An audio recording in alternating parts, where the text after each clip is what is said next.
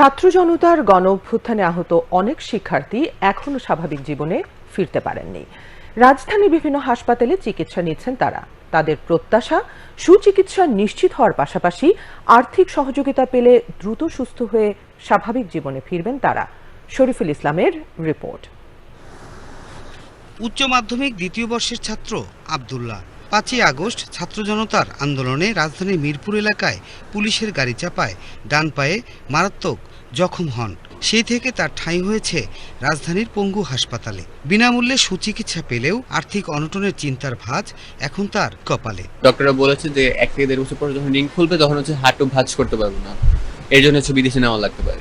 তো এইসব ক্ষেত্রে অনেকে ক্রিটিক্যাল সিচুয়েশন আছে, তাদের বিদেশে নেওয়ার ট্রাই করা দরকার।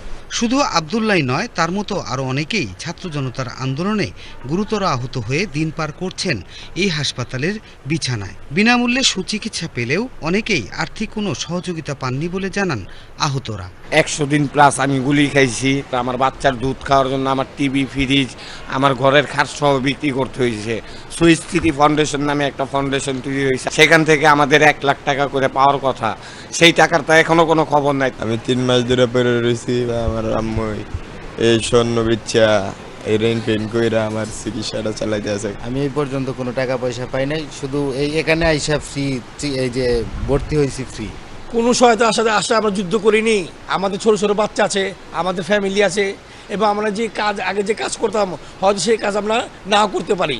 এই জন্য আমাদের চিকিৎসা পরিপূর্ণতা করে দেওয়া এবং চাকরি এবং ভাতার ব্যবস্থা করে দেওয়া। হাসপাতালের পরিচালক জানান, বর্তমানে এই হাসপাতালে ৫৭ জন গুরুতর আহত রোগী চিকিৎসাধীন রয়েছেন। তিনি জানান, সুচিকিৎসা নিশ্চিত করার পাশাপাশি তাদের স্বাভাবিক জীবনে ফেরাতে সব ধরনের প্রচেষ্টা অব্যাহত রয়েছে। অর্থোপেডিক চিকিৎসাটা দীর্ঘমেয়াদী এবং তাদের ফলো আপের উপর ডিপেন্ড করবে যে তার পরবর্তী কনসিকুয়েন্স কী হলো, তার আর কি লাগবে, এবং স্টেপ বাই স্টেপ যতটা করা লাগবে আমরা অর্থোপেডিক ফ্যামিলির এই নিটোর আমরা সেটা বদ্ধপরিকর। এদিকে আহতদের সুচিকিৎসা নিশ্চিতের পাশাপাশি তাদের পুনর্বাসনে সব ধরনের উদ্যোগ নিয়েছে সরকার। আগামী ১৭ই নভেম্বর থেকে স্বাস্থ্য মন্ত্রণালয়ের উদ্যোগে চালু হচ্ছে সাপোর্ট সেন্টার। এই সেন্টারে আহতদের অভিযোগ গ্রহণের পাশাপাশি তাদের সুচিকিৎসা ও পুনর্বাসন নিশ্চিত করা হবে।